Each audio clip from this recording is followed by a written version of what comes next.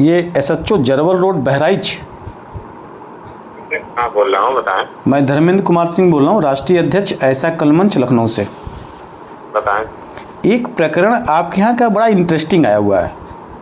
जी बताएं। प्रकरण क्या है कि एक फराज अहमद हैं, सन ऑफ अयाज अहमद। अच्छा। ये ग्राम बड़ौली, थाना कैसरगंज, जिला बहराइच के रहने वाले हैं। हेलो। कैसरगंज थाना नहीं, मैं तो जरवल रोड। अरे सुनिए ना, अरे सुन, ये इनका हमने आपका एड्रेस बताया केवल। ये फैसल ने थाना जरवल रोड पर 17/12/2025 को फैसल ने इनके ऊपर FIR दर्ज किया, फराज के ऊपर। FIR में दिखाया गया है, FIR कापी मेरे पास है। FIR में दिखाया गया है कि फैसल की शादी है और फैसल शादी का कार्ड बांटने दूसरे गांव बसिया जा रहे थे। उसी समय रास्ते में शाम 3:30 बजे ये फराज और इनके साथ 3 लोग मिलकर फैसल और कैफ को बुरी तरह से मारे। और FIR दर्ज होता है 27/12/2025 को।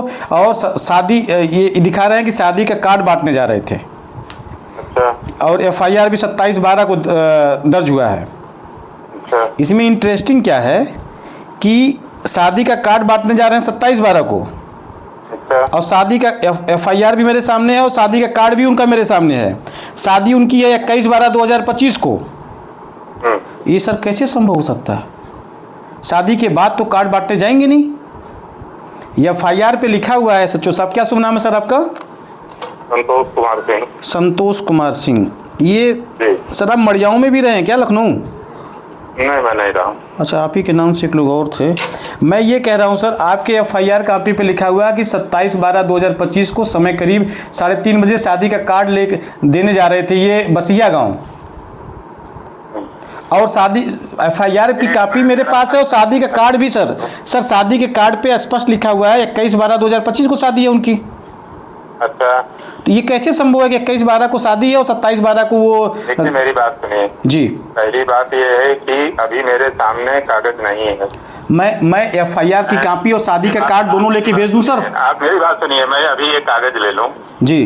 पहले मेरी बात सुनिए। जी। 6 महीने पुराना कागज ले लूं और आपसे डिस्कस करने लगूं तो क्या आप प्रॉपर डिस्कशन कर पाएंगे? नहीं, एकदम नहीं कर पाएंगे। मैं क्या कह रहा हूँ संतोष जी, मेरी बात सुनिए जी।